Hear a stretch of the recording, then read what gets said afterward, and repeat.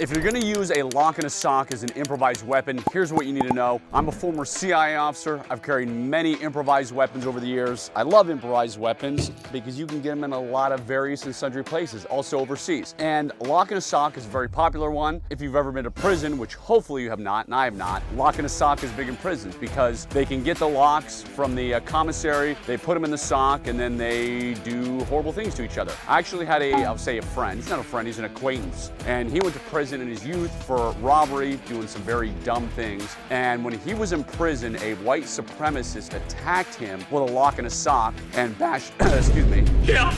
A white supremacist bashed him over the head with a lock and a sock. And this buddy of mine, or this acquaintance of mine, is a big guy. So like the fact that somebody went after him in prison with a lock and a sock, not the wisest choice. And the guy who attacked him, the white supremacist who attacked him with a lock and a sock, ended up losing that fight. What? So here's what you need to know. We're gonna test out some socks. Many prison socks are super cheaply made, so you gotta double up or you wanna use something else. And we've got socks here from Hanson. These are the cheap ones. I think it's like 12 socks for $12. I mean 12 pair for 12 bucks, so dirt cheap here. We're gonna test these. We got some Reebok. These actually feel good. These are higher quality socks. And then for you, I'm gonna even read it. These are the Dickies, but these are the steel toe wool blend. So I broke the bank for you for some fancy wool socks.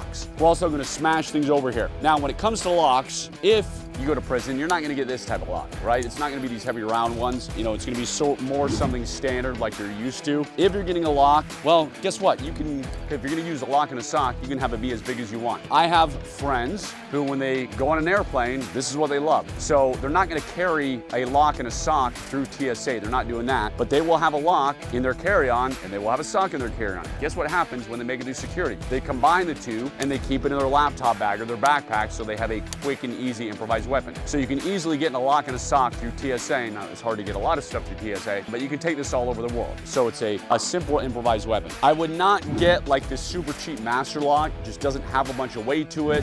I mean, if you're gonna go crazy, since you're not in prison, you could get one of these big round locks that weigh a ton, weigh a lot more. But again, you know, any of these just standard master locks, they're do just fine. So nothing you need to go crazy with there. All right, let's get rolling here. Let's get moving. Let's see where we want to start. We'll start with the Hanson sock. So we are going to take one of these out. Just trying to feel how cheap it feels. It doesn't feel super cheap, but it is. And we are gonna put just one of the locks in there. We're not gonna dull up. We're not gonna do anything at all. And we're gonna whack some stuff. I wanna actually see how this is gonna last. So I'm just gonna beat, for now, my brick.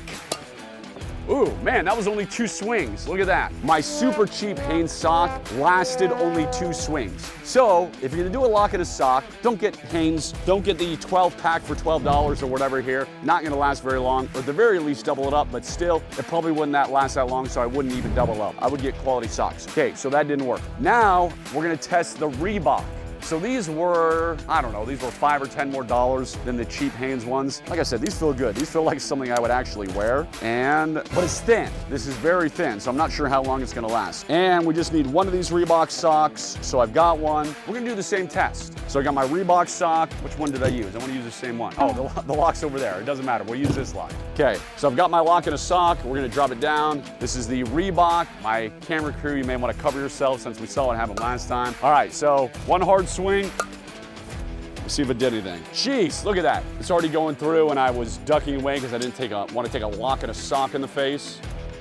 Well, we're still gonna whack it a second time. We're not done here. Okay, here we go, second time. I'm gonna turn around again so I don't get a lock in the face. Almost, not fully there yet. We're gonna get it this time though. We are gonna get it this time.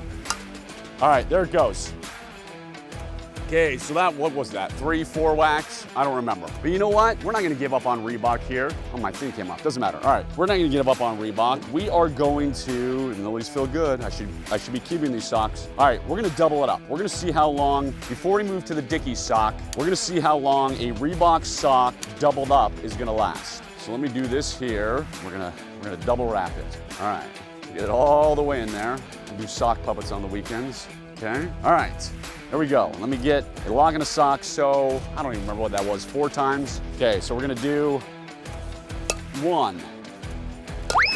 Well, guess what?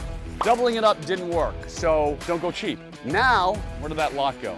It went flying. It's over there in the corner, right? I'm gonna go get it over there in the corner. Point me in the right direction. Hotter, colder.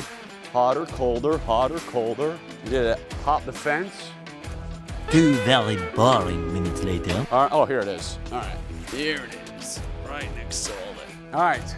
Next, in our lock and a sock, we got Dickies, the steel toe wool blend performance thermal socks. This is definitely thicker, but now what I've seen happen to Reebok and Hanes, I don't have high hopes. Okay, first, we're gonna drop the lock and a sock there. I'm gonna smash some things before we go to this brick in case it doesn't last long. So, let's do the watermelon first. I should warn you that baseball is not my sport, so this may not be pretty. I couldn't hit a ball to save my life growing up. All right, here we go. So watermelon, well, that's your brain on drugs, kids. All right, so that didn't take much. Now we're gonna go to the cantaloupe.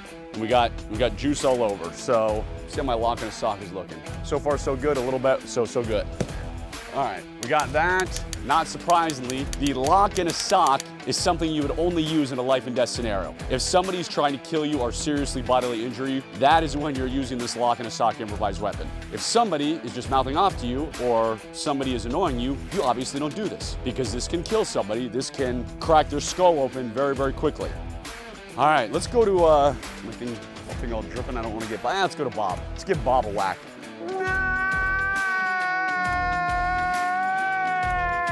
Bob doesn't have any stuff in him, Cowboy Bob. And not that I want to mess him up because I use this thing all the time, but boom, and it bounced back and hit me. Yeah, if I hit Bob because he's, oh, I got juice all over his face. All right, we're gonna leave you alone, Bob. Okay, we're gonna go back here to our brick. One more final thing we're gonna do before we wrap this up is we are going to put a lock and a sock in the Dickies sock, and we've got this jug of water. I have a feeling this jug of water is not gonna be having a very good day, so let me move my socks here. I'm gonna wear some of these, so I don't wanna get totally messed up. All right, let me get that out. That's got the hole in it. All right, here we go, jug of water. So we've got the cantaloupe, we got the watermelon, we got Bob, but they were not real hard swings. We're gonna see how long our Dickies steel toe wool, yeah, you know what we're gonna do? We're gonna start with a fresh sock. Just so we can say that it hasn't had any swings on it. All right, here we go. Swing number 1, Dickies sock. Let's see what happens.